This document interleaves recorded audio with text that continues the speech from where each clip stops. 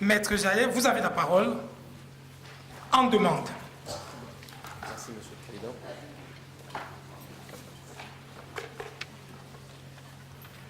Monsieur le Président, Mesdames et Messieurs les membres de la Cour, mon très cher contradicteur, on veut gagner de l'argent pour être heureux, et tout l'effort d'une vie se concentre sur le gain de cet argent. Le bonheur est oublié, le moyen pris pour une fin, nous dit Albert Camus. Car, ne nous trompons pas, l'affaire qui m'amène devant vous ici est claire. L'amitié, et de surcroît une amitié brisée par la plus vile, la plus absurde de toutes les raisons, l'argent. C'est encore une fois le procès de la bêtise humaine sur fond d'appât du gain. Il vous sera donné, Monsieur le Président, Mesdames et Messieurs les membres de la Cour, de juger une dispute entre deux amis que rien, jusqu'alors, n'avait pu séparer. Astérix et Obélix. Mais le même jour, à la même heure, dans la même ville, ils sont depuis l'enfance inséparables. Tous, nous connaissons leur histoire. Tous, nous avons été bercés par leur exploit. Et leur destin semblait d'être lié à jamais, tels Achille et Patrocle, Paris et Hector à Troie. Mais comme eux, comme pour ces derniers, le destin relève toujours du domaine des dieux. Et vous pourriez me dire, n'est-ce pas une meilleure façon de se séparer à cause de l'argent plutôt qu'à cause de la mort?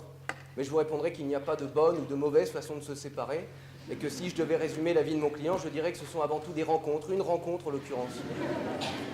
Une rencontre à un moment où il était seul chez lui, une main tendue, et c'est marrant de se dire que ces mains tendues, au fond, forgent le destin de ceux qui les rencontrent. Une amitié que peu d'entre nous peuvent comprendre, hormis ceux peut-être à qui il a été donné de vivre une telle expérience. Mais tout au long du procès, je veux que vous gardiez en tête que mon client, Astérix, souffre terriblement et qu'il n'aspire qu'à retrouver son ami. On peut parler d'une dispute grotesque, en effet. Car voilà nos deux amis qui se lancent à l'assaut d'une énième aventure. Et cette fois, ils visent autre chose que la gloire. Ils visent un butin, car la contingence de l'argent ne leur échappe pas. Mais à qui cela échapperait-il? Et ils se décident donc, prévoyant, d'écrire un papier qui prévoit la répartition à part égale du butin. Seulement, très vite, cette répartition est source de problèmes. Très vite, c'est la zizanie. Car voilà qu'Obélix révèle son plan, celui d'accaparer toutes les richesses, de répartir en fonction de la corpulence. Et vous l'aurez compris, beaucoup pour Obélix, pas beaucoup pour Astérix. Et sous prétexte de porter le sac en permanence. Mais laissez-moi rire, mon très cher contradicteur. Car de qui parlons-nous? Nous parlons d'Obélix, le tailleur de menhir, qui porte pour son plaisir un rocher dont, je le rappelle, le poids est compris entre 50 et 150 tonnes. Et puis, quand bien même c'eût été un fardeau trop lourd, les deux compères avaient loué un char. N'était-il pas possible que de le placer dans le char, de réfléchir un peu? Prétexte absurde, donc. Je précise aussi que si la répartition en fonction de la corpulence peut faire sourire, elle n'en est pas moins terriblement grave et discriminante. Remplacer gros, maigre par homme-femme, et alors on aurait crié au scandale. Moi-même, le premier, j'en aurais appelé aux droits des femmes bafouées. Je laisse aussi le soin à la Cour de juger la peine qu'a dû ressentir mon client. Il faut dire un mot quant au contrat. Le contrat, nous le verrons, après avoir été volé, a été partiellement détruit. Et c'est vrai, nos clients auraient pu être plus vigilants, le vôtre comme le mien, et faire une copie. Mais apparemment, Obélix n'est pas un fan de l'informatique. Et comme on le sait, dans ce genre de situation, eh bien, malheureusement, l'acte authentique, ce n'est pas automatique. Toutefois, il semble que ce ne soit pas la peine, réellement, d'utiliser le document. J'avais l'intention, Monsieur le Président, Mesdames et Messieurs les membres de la Cour, de vous parler de la société créée de fait, de requalifier la situation en société créée de fait, de vous parler de l'affectio societatis, cette volonté commune d'exercer ensemble une activité effective. Mais à la lumière des conclusions, Obélix a soudainement retrouvé la raison et se décide lui aussi à partager équitablement le butin, ce dont mon client se réjouit car c'était là sa volonté première, sa volonté simple et juste. Je pourrais finalement vous faire un détail point par point juridique, mais vous avez cela dans mes conclusions aussi. Il me semble, Monsieur le Président, Mesdames et Messieurs les membres de la Cour, de nous poser une question essentielle. Qui est mon client? Qui est Astérix? Bien, je vous répondrai d'abord en vous disant qu'il est un être courageux. D'abord, ses faits d'armes sont connus dans toute la Gaule et dépassent largement les frontières de l'Hexagone. Est-ce qu'on imagine un seul instant Astérix mis en examen par un juge de Gaulle? Eh bien, pourtant, le voilà accusé d'empoisonnement, d'avoir administré quelques substances nuisibles. Mais continuons. Mon client, il est rusé. Notez que rusé ne signifie pas malhonnête. Ça ne signifie pas lâche, comme on tentera de vous le faire croire. Ça signifie prévoyant.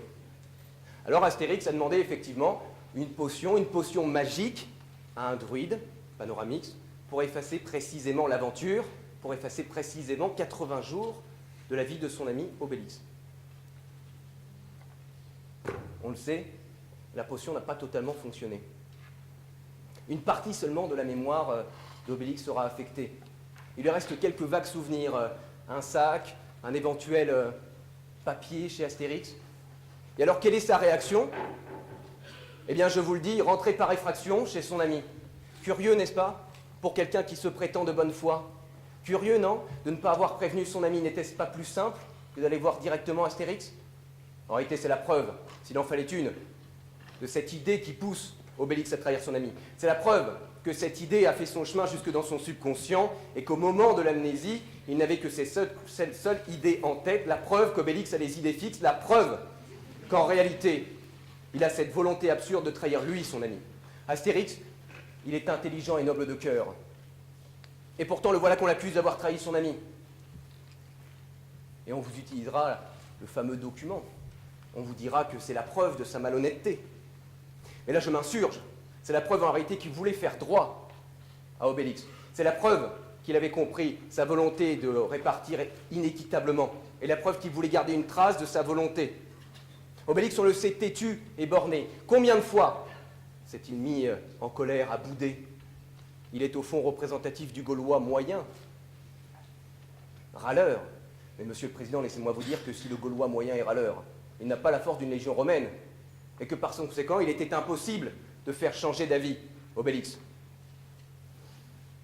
Astérix était donc motivé par la seule volonté de protéger leur amitié qui implique nécessairement la bonne répartition du butin. Mais l'histoire, voyez-vous, ne s'arrête pas là, et c'est bien dommage. Car voilà que Obélix, je l'ai dit, a subi quelques effets de la potion, et se met en tête, voyez-vous, de s'infiltrer chez Astérix. Cela, mesdames et messieurs les membres de la Cour, monsieur le Président, a deux conséquences, et non des moindres. Cela vient dans un premier temps caractériser l'effraction de domicile au sens de l'article 132-73 du Code pénal. Parce qu'il est constant qu'Astérix et Obélix ne vivent pas ensemble, quoi qu'on essaiera de vous le faire croire. Ce sont de très bons amis, mais vous l'avez vu dans mes conclusions et sur le plan, ils ont deux maisons séparées. Aussi, le fait de s'infiltrer sans la permission est donc une effraction. Et puis, il va prendre le papier. Et ce papier, effectivement, il l'a signé. Mais cela lui donne-t-il le droit, très honnêtement, d'aller le soustraire chez Astérix? On sait qu'en matière mobilière, la possession vaut titre. Ainsi, la soustraction frauduleuse de la chose d'autrui est qualifiée. Et l'affaire continue, car monsieur Obélix, le document en main, arrive pour aller se faire justice auprès d'Astérix. Et au lieu de le prendre à part, au lieu de lui demander une explication en tête-à-tête, monsieur Obélix arrive devant tout le monde alors que la fête bat son plein. Et c'est l'escalade, car on lui tombe dessus à bras raccourcis, pas le chef, le village. Et on lui demande, on lui exige la répartition du butin. Et Astérix s'énerve.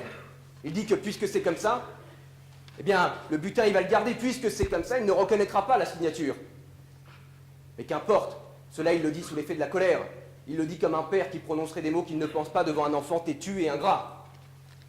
Stricta manet, verba volant. Les paroles s'envolent, les écriraient, ce qui est d'autant plus vrai que nos amis les Romains écrivent sur du marbre. Et puis voilà, ça continue, la colère éclate. Et alors là, il dit la fameuse phrase, monsieur le Président, tu n'es qu'un gros plein de soupe. Vous savez, moi je pourrais le traiter avec la facilité des gens qui n'ont rien vécu et me dire, mais au fond, c'est qu'un sale type. Il s'énerve, il insulte son ami. Je peux aussi me dire, et si j'avais été à sa place, comment j'aurais réagi? Parce que cette question, je vous la pose, monsieur le Président, mesdames et messieurs les membres de la Cour. Comment auriez-vous réagi? Calmement, alors que vous êtes là accusé, sali, humilié, par un ami, par votre meilleur ami, par votre frère, et pourquoi? Pour de l'argent, alors que vous avez tout fait pour partager équitablement, alors que vous avez tout fait pour conserver cette amitié. Aujourd'hui, mon client, il est à l'hôpital, et ces mots, il les regrette, croyez-le bien. Et ce qu'il souhaite, je l'ai dit, c'est de retrouver son ami. Mais si mon client, lui, est à l'hôpital, J'aimerais savoir où est le vôtre. Peut-être que Monsieur Obélix avait mieux à faire que de venir aujourd'hui.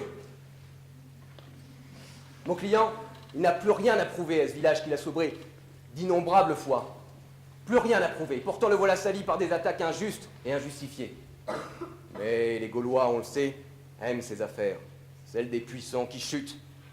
Les Français aiment se construire des mythes de Gaulle ou d'ailleurs, des héros. Et lorsque ces héros atteignent enfin les sommets, lorsqu'ils atteignent enfin l'immortalité, alors rien ne plaît plus aux Gaulois que de les abattre. Témoignage, s'il en fallait un, de l'absurdité qui est la nôtre. Car plus le héros est grand, plus la chute en est spectaculaire. Dès lors, impossible de détourner les yeux, tant le spectacle de la mort par son ignominie appelle à la catharsis écho de notre propre mortalité. Memento mori, se fait dire l'empereur. Mais moi, je vous le demande, monsieur le président, mesdames et messieurs les membres de la cour, je vous l'implore, ne vous laissez pas tenter par cette facilité. Oui, mon client a prononcé des mots. Oui, ces mots, il les regrette. Mais enfin, en pleine campagne présidentielle, on sait que les injures peuvent revêtir une toute autre dimension. Alors non, cela ne justifie en rien la violence. Car c'est ainsi qu'il a réagi. En frappant mon client, comme l'attestent les nombreuses fractures et autres blessures. Et quoi? Ce n'était qu'une pichenette, vous dira-t-on? Eh bien, heureusement que c'était qu'une pichenette. Car un peu plus, et c'en était fait. Et devrais-je le remercier? Merci, monsieur Obélix, de ne pas avoir tué votre ami? Et ne me faites pas l'injure de me dire qu'il n'avait pas conscience de sa force.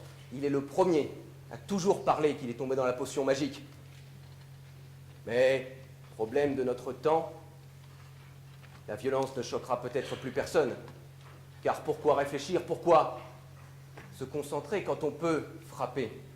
J'attire toutefois l'intention de la Cour sur le fait que Obélix étant intrinsèquement lié à la potion magique, il doit être regardé, conformément au Code de la Défense, comme une arme de catégorie militaire. Et que par ailleurs, vu la situation géopolitique, et vu le décret du 18 juin, moins 51 avant Jésus-Christ, mon client doit être regardé comme le chef d'état-major de la Gaule libre. Aussi, la Cour prononcera la répartition équitable du butin. Cette même Cour condamnera M. Obélix à payer à Astérix la somme de 750 sesterces pour le prix des dommages causés à la résidence principale. La Cour le condamnera aussi, M. Obélix, à payer à Astérix la somme de 56 250 sesterces au titre du dommage corporel subi. Vous le voyez, mon client a des demandes justes et simples. Il ne cherche pas la vengeance. Au fond, ce qui compte le plus pour lui, peut-être naïvement, c'est de retrouver son amitié. Je vous l'ai dit en entrant dans ce prétoire, c'est ici le procès de l'amitié contre l'absurdité de l'argent. C'est l'occasion pour vous de faire ce pourquoi la justice existe. J'ai dit que c'était le procès de l'amitié, mais c'est aussi celui de la justice. Et qu'est-ce que la justice? Instinctivement, nous connaissons la réponse. Nous savons ce qui est juste. Et pourtant, nous peinons à la décrire. Mais parfois, à la survenance d'un événement, alors la justice intervient pour réparer un tort au mieux, le plus équitablement, le plus justement possible. Et la justice se définit non plus par ses mots, mais par ses actes.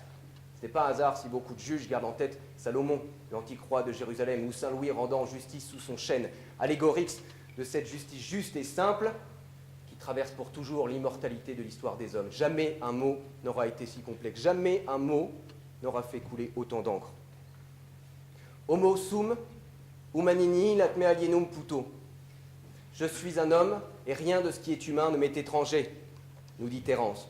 Et cela n'aura pas échappé à Obélix, qui aujourd'hui nous a montré l'absurdité propre de l'homme, la cupidité poussée à son paroxysme, au point de trahir la chose la plus importante à ses yeux, comme à ceux de mon client, l'amitié.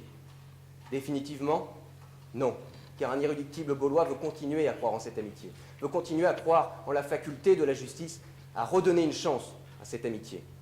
Monsieur le Président, Mesdames et Messieurs les membres de la Cour, je vous demande de nous montrer ce qu'est la justice. Et je vous demande de montrer à mon client qu'il a eu raison de croire en vous. Je vous remercie, Monsieur le Président.